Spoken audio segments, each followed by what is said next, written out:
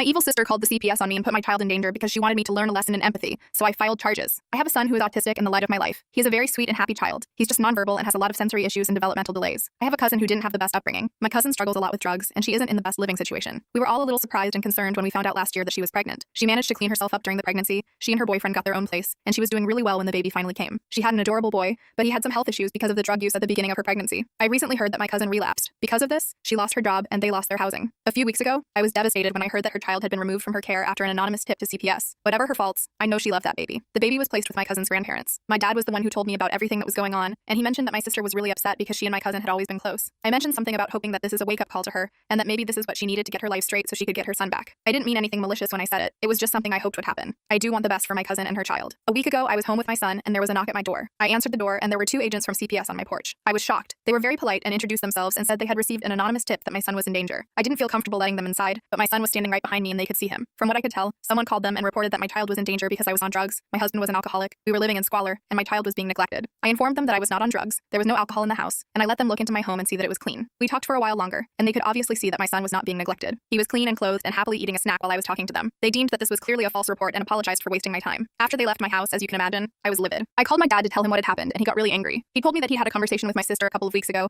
and he had mentioned what I said about my cousin's situation. Apparently, she had gotten angry about what I said, and had made a snide remark about how I would have more sympathy if it happened to me. He hung up with me so he could call my sister. An hour later, he called me back and informed me that my sister had told him that she was the one to call CPS and file the false report because she thought I was the one who called them on my cousin. I wasn't. And she wanted me to learn a lesson in empathy. Both of my parents took my side and berated her and told her what she did was absolutely wrong. Not only was it an abuse of an already broken and backed up system, but it put my son in unnecessary danger as well. I tried calling my sister, but she wouldn't return my calls or texts. That was fine with me. I blocked her on everything and told my parents I was cutting her off. My dad agreed, but my mom said that was too harsh, that she was still my family no matter what she did. I told her that if my sister cared anything about me, she never would have done something like this to me, and that any family that would do this to me or my child was no family that I wanted to be around. I also said that she was lucky I didn't call the police and turn my sister in for making a false report. She said I'm being an asshole because yes, what my sister did was bad, but she doesn't deserve to lose part of her family because of it, and she certainly doesn't deserve to be turned into the police. Update. I did end up calling the police and speaking with the detective. He let me know that our state has laws protecting the anonymity of people who make calls into CPS for obvious reasons, but that I could still file a police report for defamation and a few other things against my sister just to have a paper trail. I also called the police department in my sister's town and spoke with a very nice officer who was very interested in my story. I filed a report with them as well. She told me that she would be sure that this matter was looked into. A few days ago, I got a call from my dad saying he had received a call from my sister